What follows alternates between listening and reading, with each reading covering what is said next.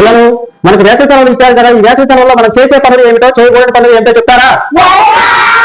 పెద్దలు లేకుండా చెరువుల దగ్గరకు, నదుల దగ్గరకు, సముద్రపు ఒడ్డు దగ్గరకు మీరు వెళతారా? నీటి లోటు తెలియకుండా మీరు నీళ్ళలోకి దిగుతారా?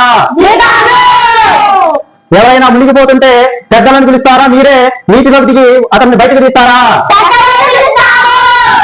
10 గంటల నుంచి సాయంత్రం 4 గంటల వరకు ఎండలో ఆడుకుంటారా? మీరు మజ్జిగ, కొబ్బరి నీళ్లు, మంచి నీళ్లు ఎక్కువగా తాగుతారా? మీరు ఎండలో బయటకు వెళ్ళవలసి వచ్చినప్పుడు కళ్ళకు టోపీ, రుమాలు ధరిస్తారా? మీరు మొబైల్ ఫోన్, టీవీతో ఎక్కువ సమయం గడుపుతారా?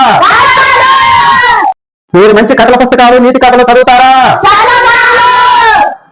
డ్రాయింగ్, పెయింటింగ్, కొత్త స్కిల్స్ నేర్చుకుంటారా?